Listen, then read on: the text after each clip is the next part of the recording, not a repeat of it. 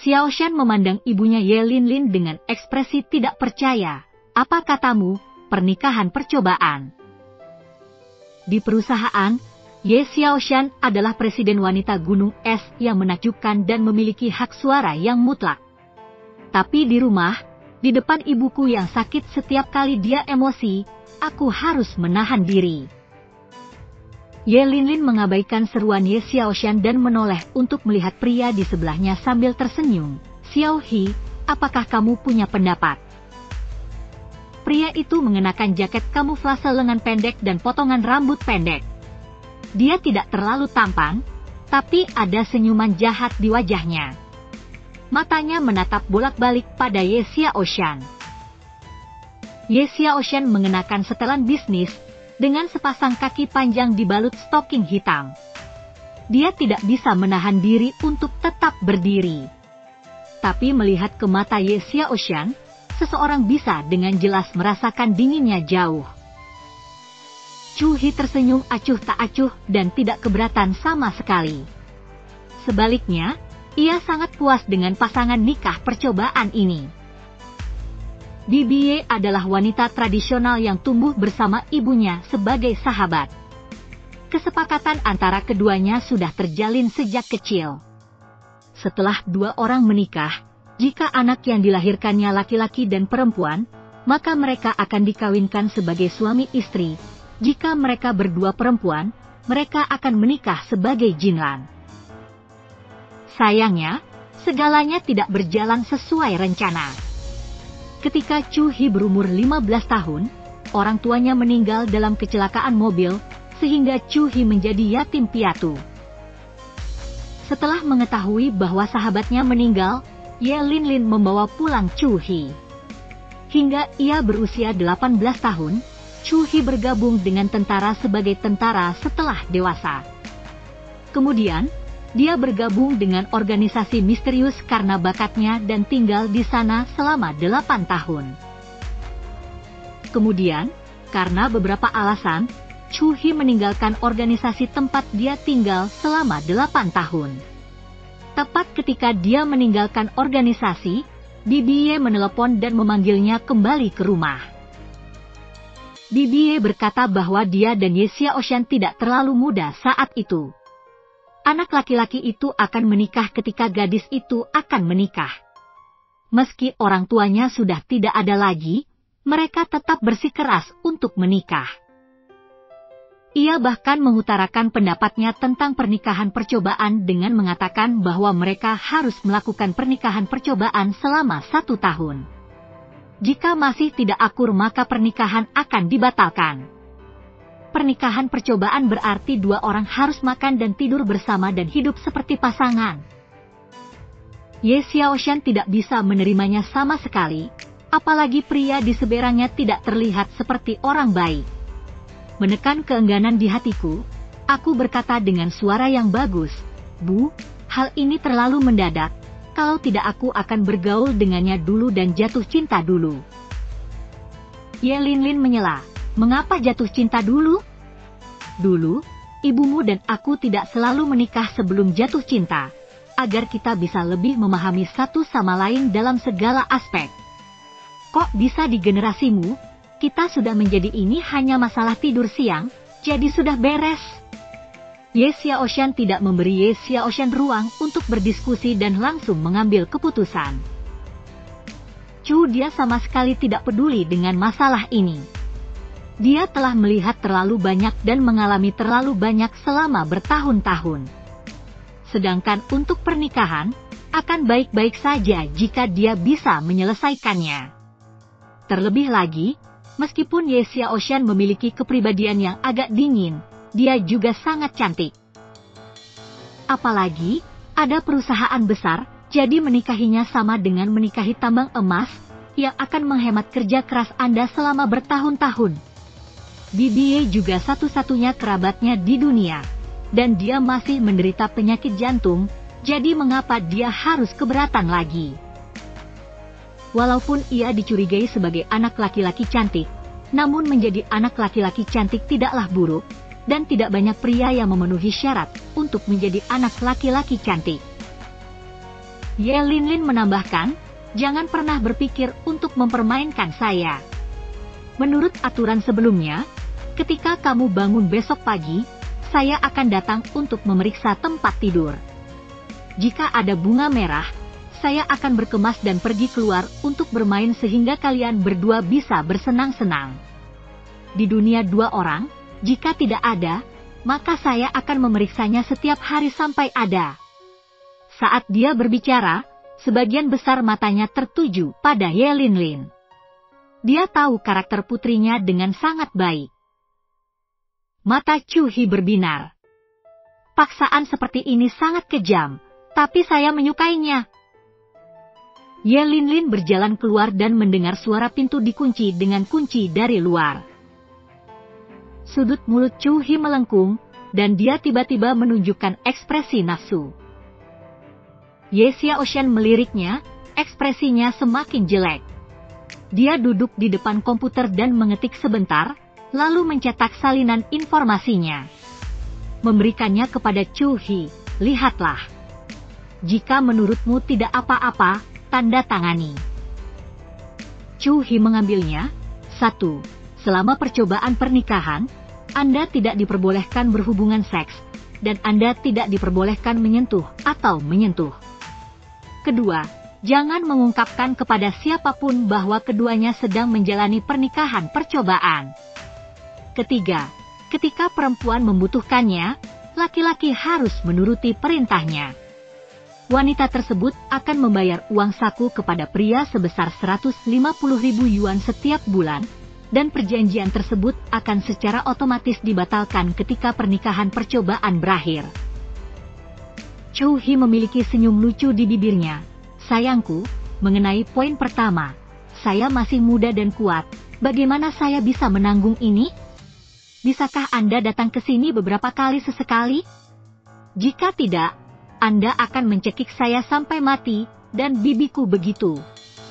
Kamu tidak bisa lewat, kan? Itu urusanmu dan tidak ada hubungannya denganku. Lagi pula, bukankah kalian bisa menyelesaikannya sendiri? Ibuku, aku akan menemukan cara untuk menyelesaikannya. Ye Xiaoshan menjawab dengan dingin. Apa yang akan kamu lakukan? Selain itu, uang saku ini agak sedikit, bisakah kamu menambahnya sedikit? Chu dia memandang Ye Xiaoshan dengan penuh semangat. Ye Xiaoshan mengerutkan kening dan berpikir sejenak. Saya ingin bekerja sama, jadi ibu saya masih bisa mempercayainya. Adapun uang saku Anda sedikit, maka hanya 200.000 sebulan, tidak lebih. Negosiasi harga berhasil, dan harganya 200.000. Chu Hi tersenyum puas. Lalu bagaimana Anda ingin saya bekerja sama? Bagaimana saya tahu? Anda punya solusinya. Ye Xiaoshan tersipu ketika topik ini disebutkan, dan langsung menyampaikan masalah tersebut ke Chu Hi. Chu Hi tampak aneh, bagaimana dia bisa bekerja sama dengan ini? Apakah Anda harus bangun di pagi hari dan berpura-pura menjadi laki-laki 7 kali dalam semalam? Dia memegang pinggangnya, menggelengkan kepalanya 3 kali, dan tersenyum jorok saat melihat orang. Adakah yang tahu kalau dia menderita gagal ginjal? Meski saya sudah mencobanya 7 kali dalam semalam, saya belum sampai pada titik gagal ginjal. Apakah kamu akan menandatangani atau tidak? Jika kamu tidak menandatangani, lupakan saja. Ye Xiaoshan berkata dengan tidak sabar, seolah dia ingin membatalkan perjanjian. Jangan! Chu dia berteriak buru-buru.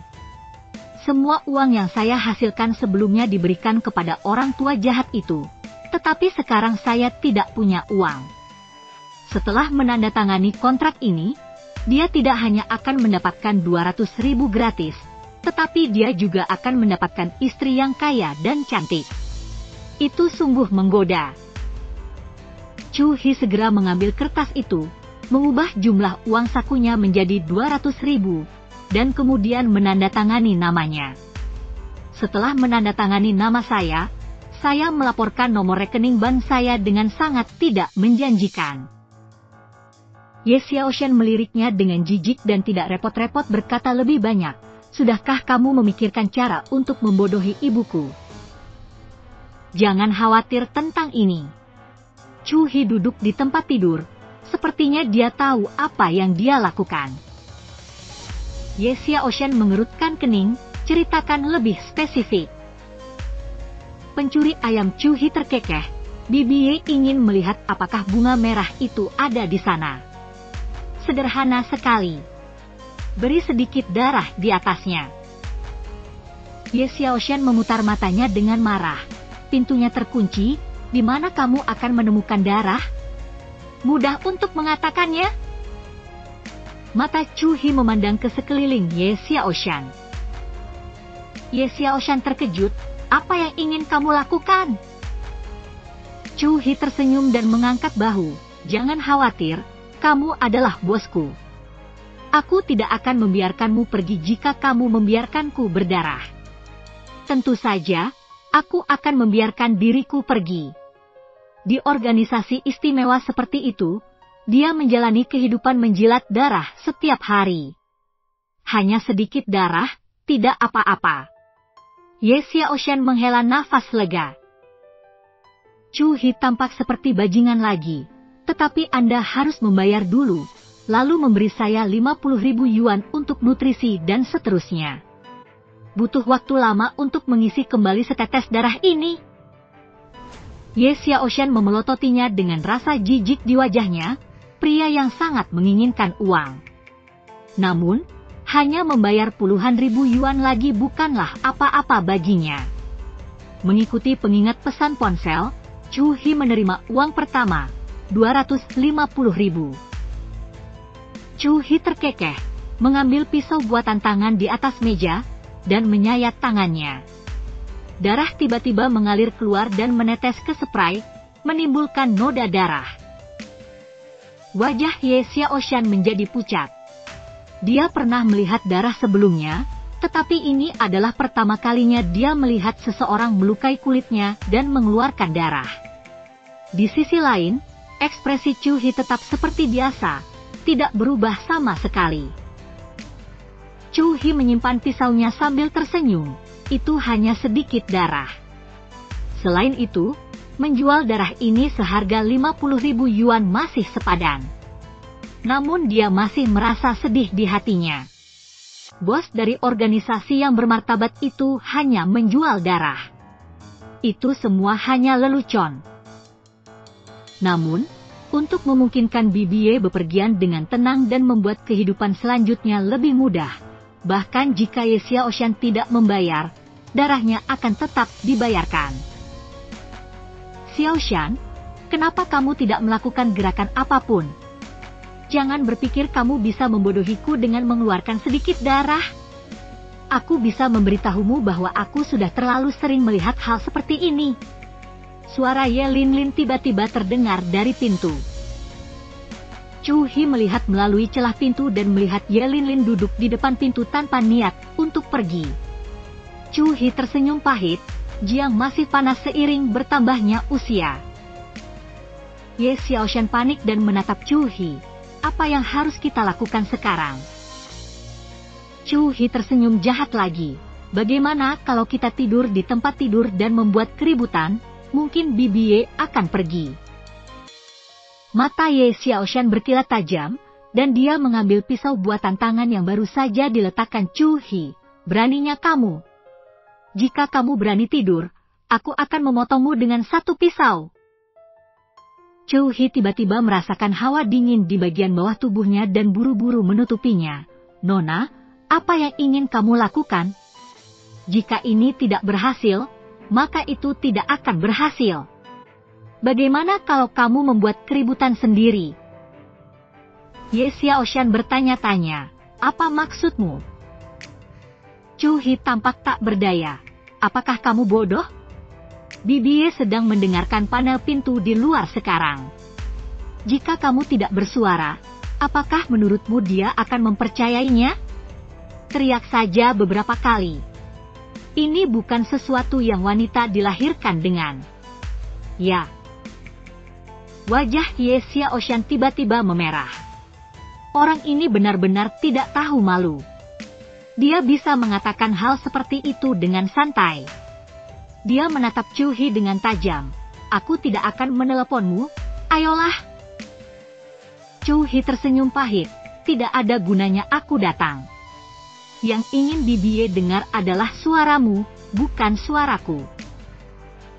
Saya berpikir, sebagai seseorang yang pernah ke sini sebelumnya, bagaimana mungkin Bibie tidak mengetahui apa yang terjadi di ranjang pasangan itu? Anda tidak bisa membodohi seseorang dengan santai, tetapi Anda tetap bisa mendapatkan daging apapun yang terjadi. Memikirkan hal ini, mau tak mau aku diam-diam menatap Ye Xiaoshan, penuh harapan di hatiku. Chu Hi menguap dan hendak merangkak ke tempat tidur dengan ekspresi mengantuk di wajahnya. Jika kamu tidak datang, aku akan pergi tidur. Tidak. Ye Xiaoshan buru-buru menangkapnya. Jika dia dibiarkan tidur tanpa gerakan apapun, bahkan jika ibunya melihat noda darah di spray besok dan tahu itu palsu, dia harus mengawasinya setiap hari. Ye Xiaoshan merasa tidak nyaman ketika seseorang mengawasinya ketika dia ingin tidur. Kamu harus menemukan cara untukku. Chu Hi mengangkat bahu. Aku sudah memberitahumu semuanya, tapi kamu sendiri tidak menerimanya. Xiaoshan, ini sudah larut, kenapa kamu masih belum tidur? Suara Ye Linlin terdengar dari pintu lagi, dan semua orang tahu arti suara itu. Itu datang, itu datang. Ye Xiaoshan buru-buru menyetujui. Menggigit bibir bawahnya, dia tidak bisa melarikan diri hari ini. Setelah serangkaian pergumulan dalam pikirannya, dia akhirnya mengarahkan pisaunya ke Chu Hi. Chu Hi dengan cepat mengangkat tangannya dan dengan cepat menutupi bagian bawahnya. Jangan main-main. Anda menciumku. Cium kamu? Lupakan saja, aku masih ingin hidup beberapa tahun lagi. Chu Hi menunjuk pisau di tangannya dengan cara yang lucu. Apakah kamu akan menciumku atau tidak? Ye Xiaoshan mengertakkan gigi peraknya dan memegang pisau di tangannya seolah mengancam. Chu Hi ragu-ragu, melihat mulut kecil Ye Xiaoshan yang menggoda, tapi mau tak mau mendekat perlahan. Dengan hati-hati mengambil pisau di tangannya ke samping, mari kita sepakati dulu bahwa tidak apa-apa jika kamu ingin aku menciummu, tetapi kamu harus mengambil pisau itu jauh-jauh dulu. Aku khawatir kamu akan menikamku sampai mati jika kamu sampai bersemangat. Ada banyak omong kosong. Jika aku memintamu untuk menciumku, cukup. Sebelum dia bisa menyelesaikan kata-katanya, Chu Hi sudah melingkarkan lengannya di leher Ye Xiaoshan, menundukkan kepalanya dan menciumnya. Chu Hi adalah seorang pengemudi veteran yang telah mengalami banyak pertempuran, dan keterampilannya secara alami tidak ada duanya, dan dia tahu bagaimana memprioritaskan dan mengendalikan berbagai hal dengan baik. Ye Xiaoshan terkejut, dan kemudian kepalanya menjadi kosong. Saat dia hendak menikam seseorang dengan pisau, Chu Hi menangkapnya. Menggunakan kekuatannya untuk menekannya ke tempat tidur, Ye Xiaoshan tertegun selama beberapa detik, dan kemudian mulai berjuang keras, mencoba melarikan diri dari bawah Chu Hi. Dia bisa memuntahkan daging yang akhirnya mencapai mulutnya. Dengan sedikit kekuatan dari tangan dan kakinya, dia menekan Ye Xiaoshan dengan kuat di tempat tidur. Ini adalah pengalaman kontak intim pertama Ye Xiaoshan, dan dia dapat menanggung kontak seperti itu. Namun, berkat teknik terampil Chu Hi, Man-Man menyerah. Ciumannya sangat kuat dan mendominasi, memberikan rasa aman sepenuhnya. Dia merasa hatinya yang bermasalah mulai tenang, dan dia bahkan menjadi sedikit terobsesi dengannya. Saat mereka berciuman, Chu Hi menjadi kurang jujur dan mulai menyentuh-nyentuh dengan tangannya. Ye Xiaoshan merasakan perasaan yang tak terlukiskan di bawah sentuhannya, gatal. Lambat laun melupakan segalanya, dia mulai bergumam keras, dan akhirnya suaranya menjadi semakin nyaring. Tepat ketika Chu Hi hendak melancarkan serangan terakhir, Ye Xiaoshan tiba-tiba merasakan hawa dingin di tubuhnya dan pikirannya tiba-tiba menjadi jernih. Ya Tuhan, apa yang sedang dilakukannya? Dengan rasa malu dan marah di wajahnya, dia mengangkat tangannya dan menampar wajah Chu Hi. Chu Hi memiliki mata yang tajam dan tangan yang cepat, dan buru-buru bersembunyi ke samping, dengan ekspresi bersalah di wajahnya. Saya membantu Anda, dan saya memukuli orang di setiap kesempatan. Bagaimana saya dapat membantu Anda jika Anda meminta saya untuk melakukannya? Ye Xiaoshan sangat marah hingga dadanya naik turun, matanya berair, dan dia hampir menangis karena marah.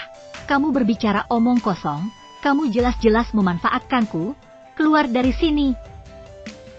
Memikirkan adegan memalukan tadi, Ye Xiaoshan benar-benar ingin membunuh bajingan di depannya. Chu Hi berkata dengan polos, jelas kamu memintaku untuk menciummu. Mengapa aku memanfaatkan bahaya orang lain? Saat dia berbicara, matanya melihat sekeliling Ye Xiaoshan lagi. Ye Xiaoshan bahkan lebih malu lagi. Gangster yang tidak tahu malu ini menarik selimut dan membungkusnya di sekelilingnya. Aku memintamu untuk menciumku, tapi aku tidak membiarkanmu melepas pakaianku. Chu Hi lebih polos dan merentangkan tangannya. Kamu mengatakan bahwa dua pria dan janda yang kesepian berciuman di ruangan yang sama. Itu adalah reaksi bawah sadar dan alami. Ye Xiaoshan tidak tahan lagi, mengambil pisau di sebelahnya, dan berkata dengan marah, bangun dari tempat tidurku, atau aku akan bertarung denganmu.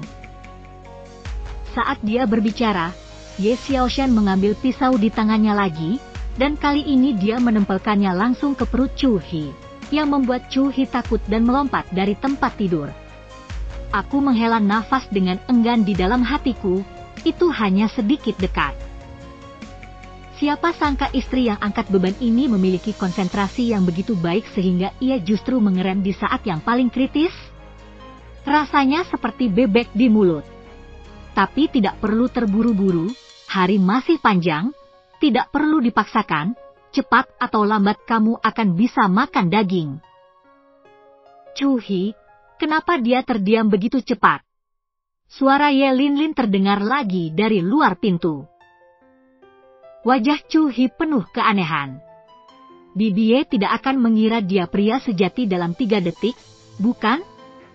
Saya benar-benar tidak ingin menjawab. Pada akhirnya, di bawah tatapan mata Ye Xiaoshan yang kesal, Chu Hi hanya bisa mencubit hidungnya dan mengakui, Bibi Ye, ini pertama kalinya bagiku, aku sedikit gugup. Oke, kalian tidurlah lebih awal, aku mau tidur. Ada langkah kaki jauh di luar pintu, dan Ye Linlin kembali ke kamar.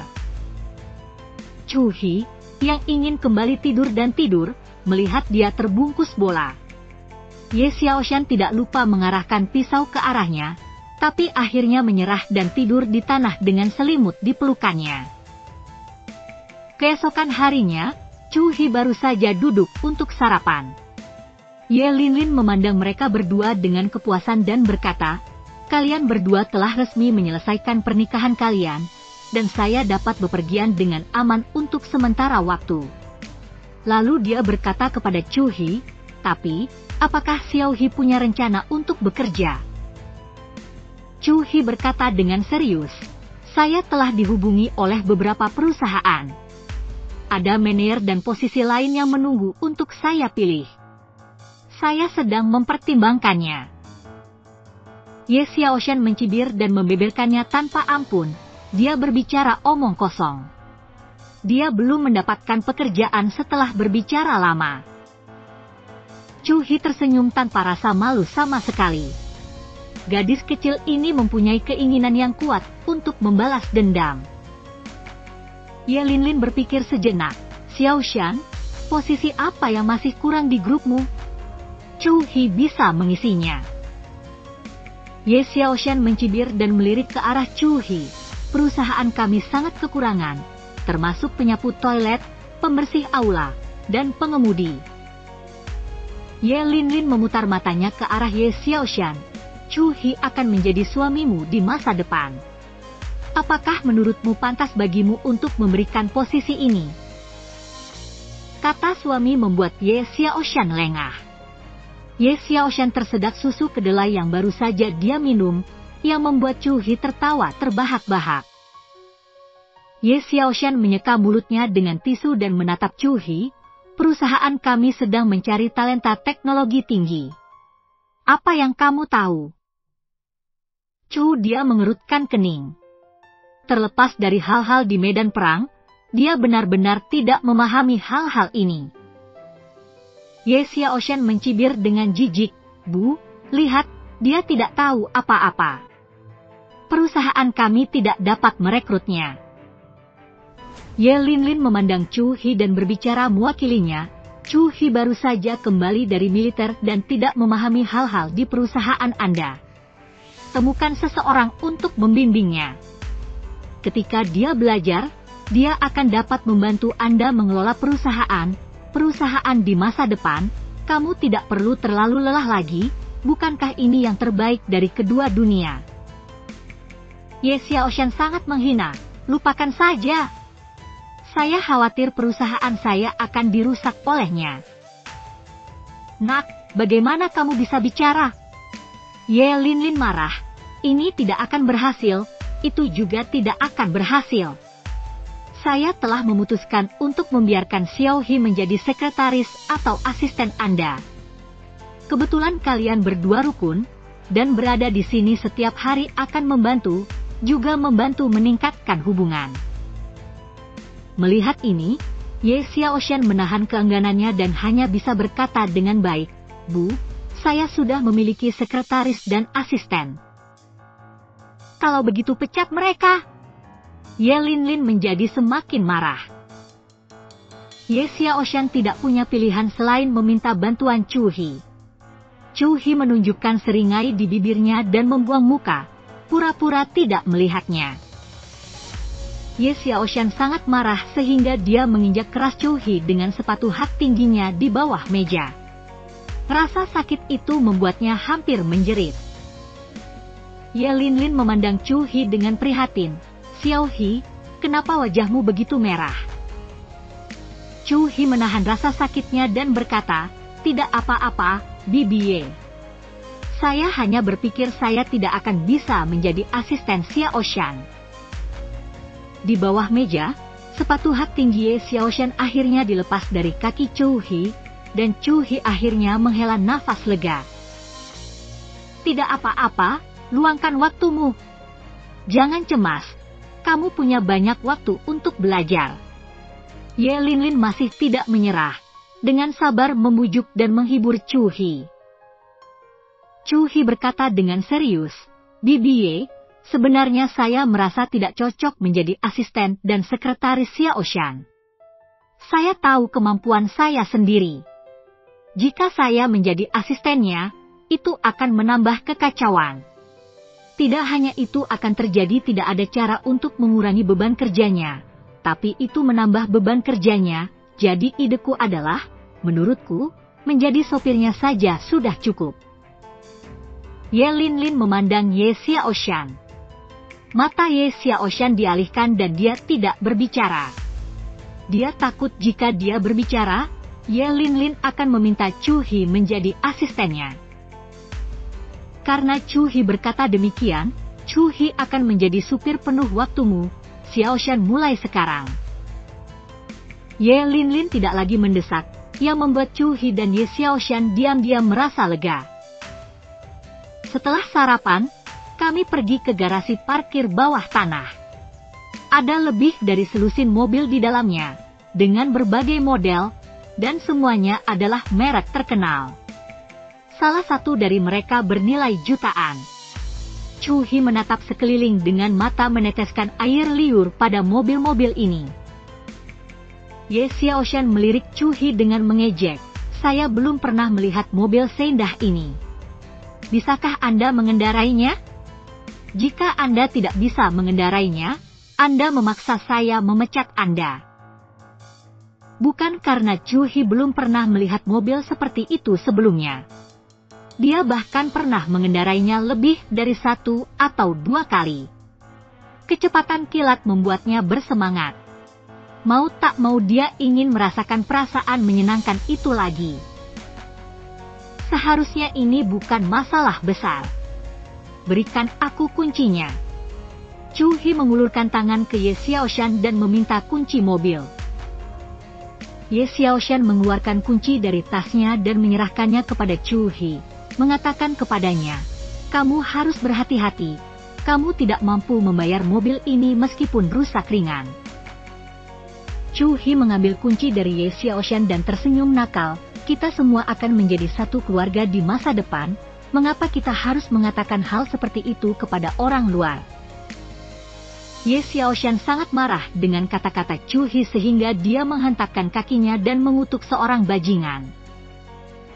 "Masuk ke dalam mobil dan ayo pergi." Chu He sudah duduk di dalam taksi. Ye Xiaoshan mengikutinya ke dalam mobil dengan wajah dingin. Dia memperingatkan Chu He lagi, "Ini mobil favoritku. Harap mengemudi dengan hati-hati." Chu He melirik peta beberapa kali, menginjak pedal gas, dan mobil langsung terbang keluar. Ye Xiaoshan sangat ketakutan hingga dia berteriak. Melihat bagian depan mobil hendak menabrak mobil yang diparkir di seberang, Chu He tiba-tiba memutar kemudi dan menjentikkan mobil di tempat, menyebabkan badan mobil berputar 90 derajat. Ye Xiaoshan sangat ketakutan sehingga dia menutup matanya. Dia sangat gugup sehingga dia diam-diam menunggu saat dia dipukul. Namun setelah menunggu lama, tidak ada dampak yang diharapkan. Ye Xiaoshan diam-diam membuka satu matanya dan menemukan bahwa dia sudah melaju kencang di jalan. Ketika Chu He melihat wajah Ye Xiaoshan menjadi pucat karena ketakutan, dia diam-diam tertawa di dalam hatinya. Kini dia telah membalas sepatu hak tinggi di pagi hari. Ye Xiaoshan mencengkeram sabuk pengaman dengan kedua tangannya, wajahnya penuh kepanikan. Setiap kali Chu He melakukan overtake yang mendebarkan, dia tidak bisa menahan diri untuk tidak berteriak. "Chu He, kamu bajingan besar, apakah kamu ingin mati?" Ye Xiaoshan yang ketakutan berteriak pada Chu He di sepanjang jalan, tanpa ada keraguan tentang citra anggunnya. Chu He sepertinya tidak mendengarnya dan hanya terhanyut di jalan kota dengan banyak kendaraan. "Bukan ini jalannya, Chu He, kamu salah jalan." Ye Xiaoshan berteriak untuk mengingatkan Chu He. Chu He mengabaikannya dan melaju di jalan, menyebabkan mobil dan orang yang hampir ditabraknya berteriak dan mengutuk. Akhirnya, tepat sebelum Ye Xiaoshan hendak muntah, Chu He mengakhiri permainan cepat dan sengit dengan suara rem yang keras, dan berhenti dengan mantap di depan gerbang perusahaan bioteknologi bionik. Perusahaan bioteknologi bionik adalah perusahaan Ye Xiaoshan. Ia berspesialisasi dalam bionik manusia dan bionik hewan. Teknologinya termasuk yang terbaik di negeri ini bahkan dunia. Tiba 15 menit lebih awal. "Keterampilan mengemudiku lumayan." Chu He melihat waktu di navigasi, tersenyum, dan melihat ke samping ke arah Ye Xiaoshan. Wajah Ye Xiaoshan pucat dan matanya tidak bernyawa, seolah dia baru saja kembali dari perjalanan ke neraka. "Xiaoshan, ada apa denganmu?" Chu He ingin berpura-pura tidak tahu alasannya, tapi dia tidak bisa menahan tawa. Suara Ye Xiaoshan tidak terdengar marah sama sekali, dan dia menunjuk ke hidung Chu He dengan jari yang lemah. "Chu He, kamu bajingan, kamu dipecat." "Tidak apa-apa. Ini adalah posisi yang diberikan Bibi Ye kepadaku. Kamu tidak berhak memecatku." Ye Xiaoshan sangat marah dengan kata-kata Chu He hingga dia terbatuk dan bahkan muntah. Dia segera melepaskan sabuk pengamannya, berlari keluar mobil, dan meneguk air asam. Mengambil tas Ye Xiaoshan yang tertinggal di sisi penumpang, Chu He keluar dari mobil dan datang ke sisi Ye Xiaoshan. Dia dengan lembut menepuk punggung Ye Xiaoshan dengan tangannya. Apakah kamu merasa lebih baik? Ye Xiaoshan mendorong tangan Chu Hi yang menepuk punggungnya, mengambil tas dari tangan Chu Hi, dan berjalan menuju gerbang perusahaan tanpa mengucapkan sepatah kata pun. Karyawan yang datang bekerja menyapa Ye Xiaoshan dengan sopan saat mereka melihatnya. Ye Xiaoshan tidak mengudara dan merespons satu persatu. Melihat punggung kurus Ye Xiaoshan, Chu Hi tiba-tiba merasa sedikit menyesal atas lelucon yang baru saja dia buat. Ye Xiaoshan datang ke kantor dan berkumur dengan air. Kemudian dia duduk di kursi kantor dan diam-diam memarahi Chu Hi sebagai bajingan, begitu asyik dengan omelan itu sehingga dia bahkan tidak tahu Chu Hi masuk. Apakah kamu begitu membenciku? Ye Xiaoshan dikejutkan oleh suara Chu Hi yang tiba-tiba. Ye Xiaoshan mengerutkan kening dan bertanya dengan bingung, bagaimana kamu bisa masuk tanpa izin? Bukankah penjaga keamanan menghentikanmu? Kamu memalukan. Aku sangat tampan. Chu Hi membual tanpa malu-malu. Ini kantorku. Aku tidak ingin melihatmu. Keluarlah. Ye Xiaoshan tidak peduli bagaimana dia masuk. Dia menunjuk ke pintu kantor dengan nada serius. Awalnya, Chu Hi ingin membuat Ye Xiaoshan bahagia, tapi dia tidak menyangka prasangka Ye Xiaoshan terhadapnya akan semakin dalam. Aku baru saja melihatmu memuntahkan semua makanan yang kamu makan di pagi hari, jadi aku membelikanmu makanan. Kamu bisa puas, dan aku tidak akan mengganggu pekerjaanmu. Chu Hi meletakkan roti dan roti yang dibelinya dari toko kue di lantai bawah.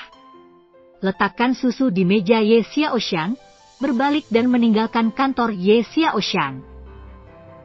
Ye Xiaoshan melihat punggung Chu Hi menghilang dari pintu kantor, dan kemudian melihat roti dan susu di atas meja, merasakan kehangatan yang tak bisa dijelaskan di hatinya.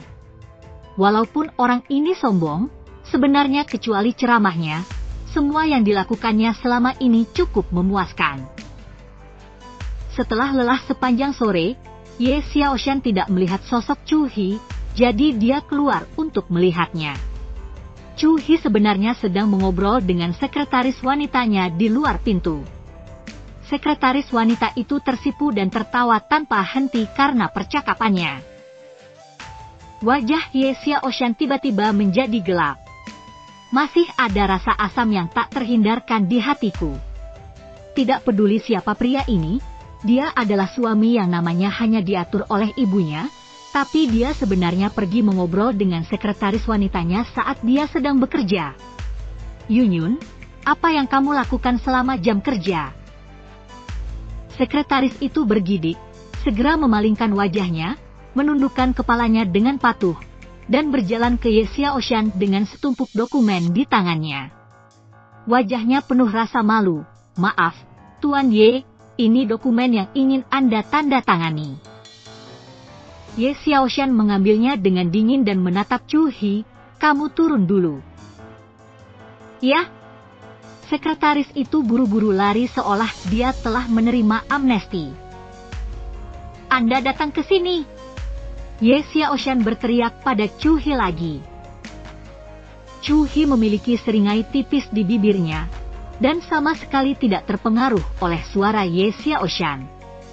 Dia berjalan ke arah Ye Xiaoshan dan berkata, ada apa, istriku yang baik? Wajah Ye Xiaoshan memerah dan dia menatap Chu Hi dengan tajam. Mengapa kamu berteriak?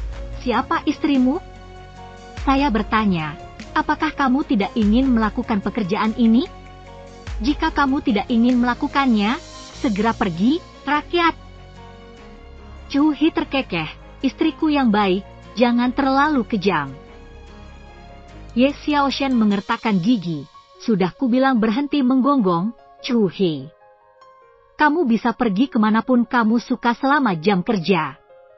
Jangan menggoda karyawan wanita di perusahaanku. Kamu mengganggu pekerjaan orang lain. Chu Hi memandangnya dengan bercanda. Saya mengerti, ternyata istri saya cemburu. keluar dari sini!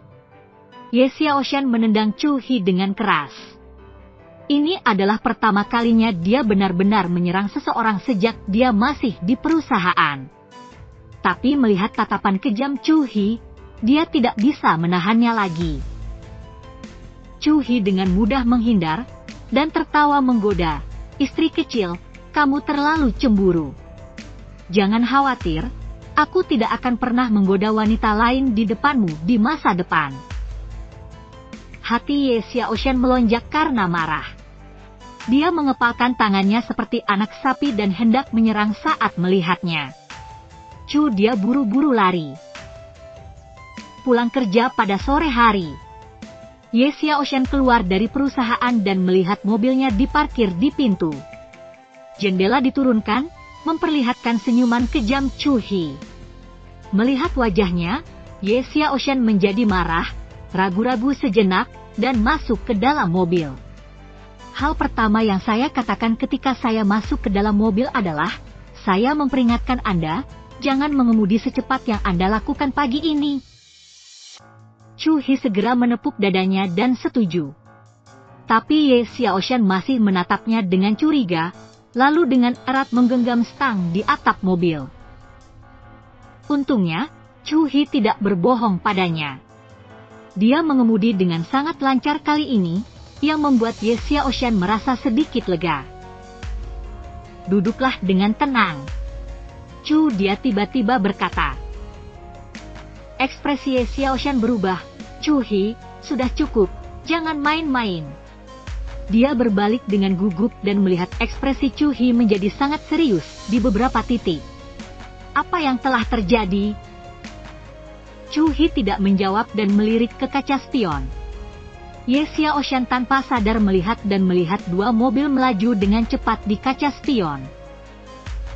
Kedua mobil itu berpisah satu sama lain dan menyerang Chu He. "Siapa mereka?" Chu He menggelengkan kepalanya. "Tunggu, aku akan mempercepat." Dia menginjak pedal gas, dan mobilnya melaju dengan cepat. Saat dia menemukan kedua mobil tersebut barusan, dia menilai keduanya memiliki niat buruk berdasarkan pengalamannya selama bertahun-tahun. Kedua mobil itu juga mengikuti Chu He melaju kencang, tetap berada di dekat kedua sisi mobil Chu He. Tiba-tiba, bagian depan salah satu mobil terpelintir dan menabrak mobil Chu He, menyebabkan dua orang di dalam mobil tersebut bergetar. Ekspresi Chu He tetap tidak berubah dan dia sangat tenang. Ada banyak hal yang lebih berbahaya dari ini. Wajah Ye Xiaoshan menjadi pucat karena ketakutan. Dia telah menemui banyak pesaing yang menyerang secara terbuka dan sembunyi-sembunyi, namun ini adalah pertama kalinya mereka bertindak begitu terbuka dan kasar. Hanya kualitas psikologisnya yang baik yang memungkinkan dia menekan kepanikan batinnya. Chu He tiba-tiba memberikan senyuman yang menghibur, "Jangan khawatir, saya di sini." Ye Xiaoshan berbalik dan meliriknya, merasa sangat tenang di dalam hatinya, seolah-olah dengan pria ini di sini, dia benar-benar tidak perlu takut. Ledakan! Mobil lain memutar bagian depannya dan menabrak mobil Chu He. Ekspresi Chu He tetap tidak berubah dan dia tidak melakukan serangan balik. Ye Xiaoshan tidak mengajukan pertanyaan apapun dan hanya duduk diam di samping. Ketika mobil sampai di tikungan, Chu He tiba-tiba berteriak, "Pegang aku!" "Apa?" Sebelum Ye Xiaoshan bisa bereaksi, dia menemukan Chu He mengulurkan tangan untuk melingkari pinggangnya. Ye Xiaoshan berseru dengan malu, "Apa yang kamu lakukan?" Chu He menginjak pedal gas dan bergegas ke depan. Ye Xiaoshan mengabaikan tangan di pinggangnya, wajahnya menjadi pucat karena ketakutan. Hentikan mobilnya dengan cepat." Chu He mengabaikannya, Ye Xiaoshan menjerit dan menutup matanya erat-erat. Setelah beberapa saat, dia mendapati dirinya terbang keluar dari mobil. Ketika dia membuka matanya, dia melihat bahwa Chu He lah yang melompat keluar dari mobil sambil menggendongnya. mobil mereka menabrak pagar pembatas bersama dua mobil yang mengapitnya, dan menuju ke arah tebing di bawah terbang ke bawah. Dengan keras, Ye Xiaoshan mendengar suara yang membosankan. Ketika dia mendarat, Chu Hi dengan paksa membalikkan tubuhnya dan memblokir tubuhnya di bawah. Ye Xiaoshan sendiri jatuh di atas tikar manusia Chu Hi. Dia berhenti sejenak, merasa tergerak di dalam hatinya. Apakah kamu baik-baik saja? Chu Hi memamerkan giginya dan menyeringai, sedikit sakit, tapi itu bukan masalah besar. Ada apa dengan matamu? Ye Xiaoshan curiga. Melihat mata Chu Hi menatap lurus ke kerah bajunya, dia juga menunduk. Tiba-tiba wajah cantiknya memerah. Ternyata setelah mendarat tadi, bajunya berantakan, dan garis leher roknya banyak terbuka. Anda bahkan bisa melihat pakaian dalam hitam dan bagian dalamnya berwarna putih. Dia meninju dada Chu Hi dengan marah dan bangkit dari tubuhnya. Kamu bajingan tak tahu malu. Kamu masih berpura-pura padaku. Chu Hi tertawa datar dan bangkit juga. Tiba-tiba terdengar suara pop di mulutnya, dan seteguk darah muncrat dari mulutnya. Ye Xiaoshan terkejut dan buru-buru mendukungnya. Chu Hi, ada apa denganmu? Jangan menakuti aku. Chu Hi tampak pucat dan tersenyum dan melambaikan tangannya. Tidak apa-apa, darahku terlalu kuat. Sebaiknya dimuntahkan. Ye Xiaoshan memikirkan tentang Chu Hi yang melompat keluar dari mobil sambil menggendongnya untuk melindungi dirinya sendiri, dan bahkan bersedia membuat bantalan manusia. Bagaimana dia bisa baik-baik saja ketika dia jatuh dengan kecepatan begitu cepat, dan dia benar-benar meninjunya. Merasa bersalah dan khawatir, matanya merah. Chu Hi, maafkan aku, ini semua salahku, aku seharusnya tidak memukulmu. Chu Hi terkekeh, kamu bercanda, adikku sekuat lembu. Pukulanmu itu bukan apa-apa. Begitu dia selesai berbicara, Chu Hi merasa pusing dan tidak bisa bertahan lebih lama lagi. Tubuhnya lemas dan dia berbaring di tanah. Ye Xiaoshan mendukungnya lagi dan berseru, Chu Hi, ada apa denganmu? Dia tidak menjawab. Ye Xiaoshan sangat cemas sehingga dia tidak bisa menahannya lagi dan menangis. Maaf, ini semua salahku. Aku menyakitimu. Ahem. Chu Hi tiba-tiba terbatuk sedikit dan berkata dengan suara lemah, Nona, jika kamu punya waktu untuk menangis, sebaiknya panggil aku ambulans. Apakah kamu benar-benar ingin menjadi janda di usia muda? Ye Xiaoshan menepuk dada Chu Hi dengan lembut dan berkata dengan sedikit air mata, aku masih punya energi untuk bercanda di sini. Menurutku tidak perlu memanggil ambulans. Karena itu, Ye Xiaoshan segera mengeluarkan ponselnya dari tasnya dan dengan cepat memutar nomor. Halo, apakah 120? Seseorang di sini terluka, ini serius, tolong cepat. Kirim ambulans, oke, kami lokasinya di pinggir jalan tidak jauh ke atas gunung dari Gunung Dayan di utara kota. Mohon segera datang dan terima kasih. Setelah menutup telepon, Ye Xiaoshan segera berbalik, mendukung Chu Hi, dan bertanya dengan cemas, bagaimana kabarmu? Katakan saja apa yang kamu rasa tidak nyaman, tapi jangan tunggu. Ambulans akan segera datang. Kamu masih bersikeras untuk bertemu denganku. Bagus sekali, rumah sakit rakyat kota sangat dekat. Chu Hi menyeringai, tidak masalah, istriku yang baik. Santai saja, ini hanya hal kecil, jauh lebih seru di militer, haha. Saat dia berbicara, dia menyentuh rambut Ye Xiaoshan, dan Ye Xiaoshan bergerak. Dia bergerak tetapi tidak melawan. Meskipun dia masih tidak terlalu menyukai Chu Hi, dia merasakan stabilitas di hatinya. Tampaknya selama Chu Hi ada, semuanya bisa diselesaikan dengan sempurna. Tak lama setelah menunggu, ambulan pun datang. Chu He dan Ye Xiaoshan datang ke rumah sakit. Dokter memeriksa Chu He dan berkata dengan terkejut, "Anak muda, kesehatan Anda cukup baik. Tidak ada yang salah. Saya akan meresepkan Anda obat untuk menghentikan pendarahan. Pergi saja dan balut lukanya dan semuanya akan baik-baik saja, kamu bisa pulang nanti." Ye Xiaoshan masih khawatir, "Dokter, mengapa Anda tidak memeriksanya lagi dengan cermat? Dia hanya muntah darah, jadi jangan tinggalkan gejala sisa apapun." Chu He berkata tanpa daya, "Tidak apa-apa, istriku sayang. Saya tahu situasi saya sendiri. Anda menemui dokter dan mengatakan hal yang sama. Tidak apa-apa. Jangan khawatir." Dokter terkekeh, "Gadis kecil, saya sudah menjadi dokter bertahun-tahun dan akan pensiun, jadi saya masih belum mengerti masalah ini. Tidak apa-apa. Anda akan bingung jika peduli. Jangan khawatir, pacarmu akan baik-baik saja."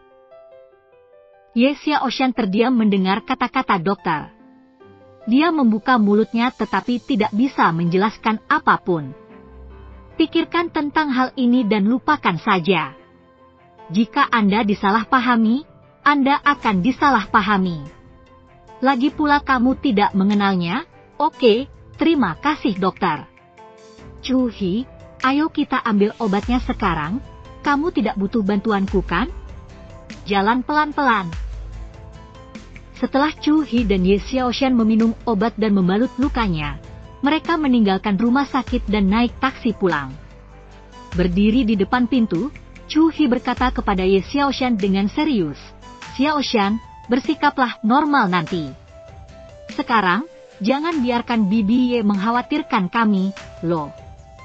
Saya akan mencari tahu situasinya dari Anda ketika saya kembali ke kamar di malam hari. Siapa yang ingin menyentuh istriku?" Ye Xiaoshan mengangguk, segera sadar, dan meludah, "Pergi, siapa istrimu?" Mereka berdua masuk ke dalam rumah tanpa insiden apapun, pergi ke ruang tamu dan berkata, "Bu, saya kembali." Ye Linlin menjulurkan kepalanya dari dapur dan tersenyum, "Tunggu sebentar, makanannya akan segera siap." "Oke, setelah makan malam ini, kamu perlu waktu untuk memakan makanan yang aku masak. Setelah bertahun-tahun kelelahan, Anda akhirnya tumbuh dewasa dan bersama. Saya ingin keluar dan bersenang-senang dan bersantai. Jalani hidup santai sebelum anak lahir. Ketika anak Anda lahir, saya harus sibuk lagi. Lebih baik mengasuh anak sendiri, tetapi Anda tidak bisa menyewa pengasuh. Apakah menurut Anda ini benar?" Chu He terkekeh. Apa yang Bibi Ye katakan paling masuk akal. Saya yakin Anda harus membesarkan anak itu sendiri di masa depan, haha. Wajah cantik Ye Xiaoshan tenggelam, dan dia berkata dengan marah kepada Ye Linlin, "Bu, kami baru saja mengatakan itu adalah pernikahan percobaan kemarin, mengapa hari ini melibatkan memiliki bayi? Saya tidak akan menyetujuinya. Makanlah dengan cepat, saya lapar." Setelah mengatakan itu, dia duduk di meja makan dan mengabaikan tuduhan Ye Linlin. Ketika Chu He melihatnya, dia segera meraih tangan Ye Linlin dan berkata sambil tersenyum, "Bibi Ye, masalah ini terserah kita. Xiaoshan juga lapar. Ayo kita mulai makan malam. Ayo, aku akan membantumu memasak." Dia tidak bisa menahan diri untuk berkata. Menarik Ye Linlin lebih dekat ke dapur. Setelah selesai makan, Ye Linlin melambaikan tangannya, "Kalian harus segera kembali ke kamar. Aku sudah mencuci piring dan waktunya tidur. Bagasi sudah dikemas untuk penerbangan besok pagi." Ye Xiaoshan masih ingin membantah, tetapi melihat wajah Ye Linlin penuh keraguan, jadi dia harus mengerutkan bibirnya. Seolah Chu He tidak ada di sana, dia naik ke atas dan kembali ke kamar sendirian. Chu He mengucapkan selamat malam pada Ye Linlin dan mengikutinya kembali ke kamar. Istriku yang baik, suamimu, aku baru saja mempertaruhkan nyawaku untuk melindungimu. Mengapa kamu mengabaikanku? Kata Chu He dengan wajah sedih. Ye Xiaoshan berkata dengan wajah datar, ya, Anda menyelamatkan saya, tetapi itu tidak berarti saya harus memberikan hidup saya kepada Anda. Saya dapat memberikan kompensasi kepada Anda dengan cara lain, apakah itu uang, mobil atau rumah. Tidak mungkin untuk minta orang lain. Chu He mengerutkan bibirnya, oh, wanita, terutama wanita cantik, sangat tidak berperasaan. Karena itu, Chu He berbaring di tempat tidur. Ye Xiaoshan seperti kucing yang ekornya diinjak, menatap Chu He dengan ganas, mengertakkan gigi dan berkata, Chu He, kenapa kamu berbaring di tempat tidurku? Kembali ke lantaimu. Saya orang yang terluka sekarang. Apa maksud Anda membiarkan saya berbaring di tanah yang keras dan dingin? Chu dia berkata dengan malas. Ye Xiaoshan hendak mengatakan sesuatu, tetapi wajah Chu He langsung menjadi serius seolah-olah dia sedang membolak-balik buku, dan dia berkata kepada Ye Xiaoshan, jangan bercanda lagi, mari kembali ke topik. Xiaoshan, musuh macam apa yang dilakukan biasanya kamu punya? Pikirkanlah baik-baik.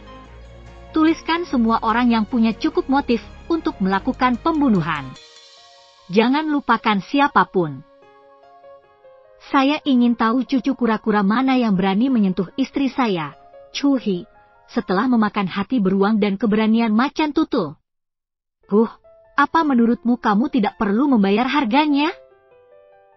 Hati Ye Xiaoshan sedikit bergetar, dan dia samar-samar merasa bahwa kebenciannya pada Chu He tampaknya sedikit berkurang. Ye Xiaoshan bukanlah seseorang yang tidak bisa membedakan antara penting dan penting. Dia memikirkannya dengan hati-hati dan berkata, seharusnya hanya ada 2 orang yang bisa melakukan ini. Perusahaan saya baru-baru ini membuat terobosan besar dalam penelitian bionik manusia. Segera setelah Anda menyelesaikannya, Anda pasti akan menghasilkan banyak uang.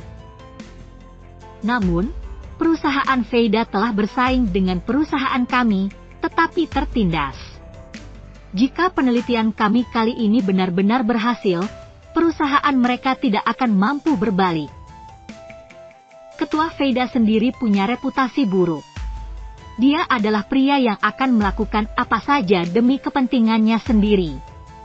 Sejarah kekayaannya adalah sejarah hidup yang penuh darah dan air mata, jadi saya rasa Ketua Veida, Zhang Ziqiang, memiliki kemungkinan besar.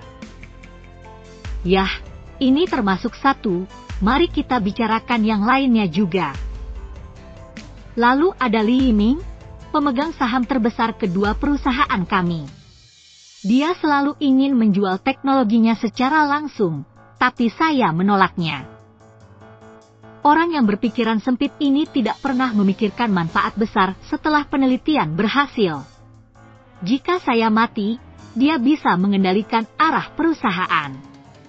Hanya 2 orang inilah yang terpikir olehku yang akan membunuhku. Chu dia tidak berbicara lagi. Dia mengelus dagunya, matanya tampak dipenuhi spekulasi.